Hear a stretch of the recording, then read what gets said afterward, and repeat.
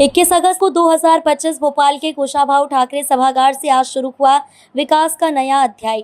मध्य प्रदेश के मुख्यमंत्री डॉक्टर मोहन यादव ने अमृत 2.0 परियोजना के तहत 582 करोड़ से अधिक की योजनाओं का किया भूमि पूजन।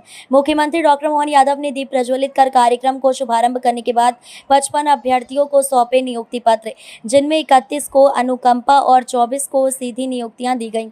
मुख्यमंत्री द्वारा स्वच्छ सर्वेक्षण में दूसरा स्थान पाने पर भोपाल नगर निगम के सफाई मित्रों को सम्मानित भी किया गया। मुख्यमंत्री ने कहा कि प्रधानमंत्री नरेंद्र मोदी के नेतृत्व में नगरीय निकाय आत्मनिर्भर और सशक्त बन रहे हैं। उन्होंने भोपाल के बारे में बड़ा ऐलान करते हुए कहा कि भोपाल का बड़ा तालाब अब डल झील की तर्ज पर बनेगा। पर्यटन केंद्र इसमें शिकारें भी चलेंगी और अगले 100 साल तक भोपाल का विकास बिना रुके आगे बढ़ेगा। मुख्यमंत्री ने इस अवसर पर भोपाल रियासत के स्वतंत्रता सेनानियों का स्मरण कर उन्हें नमन भी किया। साथ ही मुख्यमंत्री डॉक्टर मोहन यादव ने आज के दिन को विकास, रोजगार और स्वच्छता का दिन कहा।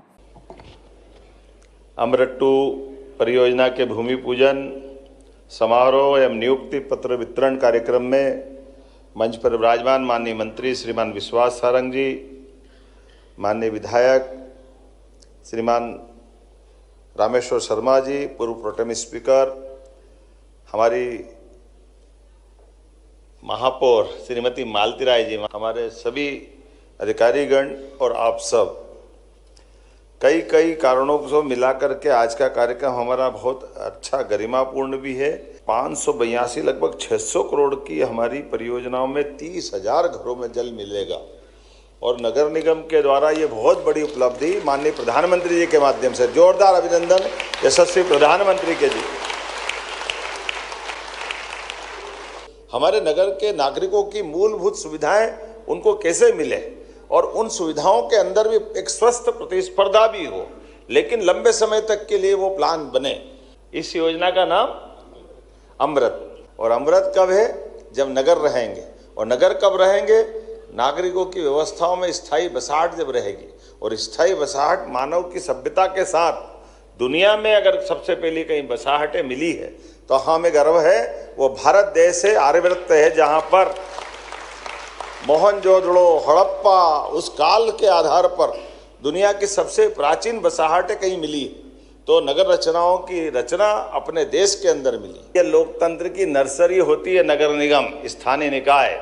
हमारी अपनी तीसरी चुनी हुई व्यवस्थाओं का सर्वाधिक महत्वपूर्ण पक्ष है, जो आम जनता से, जिसकी रोजमर्रा की जिंदगी की जरूरतों को अगर सबसे पहले कहीं से वो रूबरू होता है तो स्थानीय निकाय के माध्यम से होता है। इसलिए ये सबसे पहली जवाबदारी हमारी स्थानीय निर्वाचनों के माध्यम से, आपके द्वारा चुनी हुई सरकारों के माध्यम से होती है।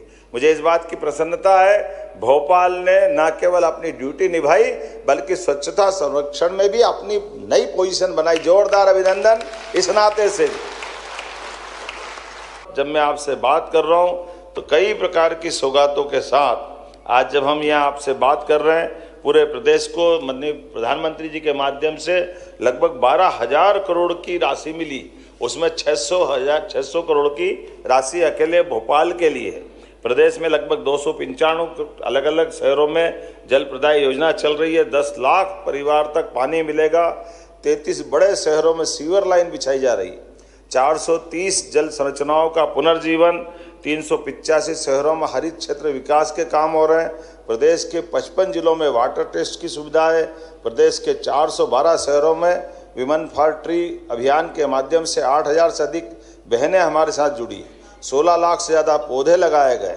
और स्वच्छता के मामले में तो 8 शहर देश में पहली बार मध्य प्रदेश के आए हैं। हमें इस बात का गर्व है, जिसमें भोपाल सहित इंदौर, उज्जैन, बुधनी, भोपाल, देवास, शाहगंज, जबलपुर, ग्वालियर, ये सभी क्षेत्र में अपने स्वच्छता के लिए भारत के साथ मध्य प्रदेश ने अपनी एक विशेष पहचान बनाई।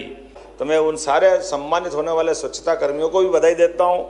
नियुक्ति पत्र जिनने पाए उनके जीवन के लिए भी मंगल कामना देता हूँ, शुभकामना देता हूँ। आगे उनका जीवन इस सर्विस के माध्यम से वो उत्कर्ष पे पहुँचे। साथ ही साथ वो सारे लोग जो जाने अनजाने मेरे अभी उल्लेख करने से छूट गए, लेकिन अपनी दक्षता के आधार पर इसी प्रकार का अपन जीवन जिए, ये मेरी शुभकामना। एक बार फिर अच्छे कार्यक्रम के बधाई, बहुत बहुत धन्यवाद।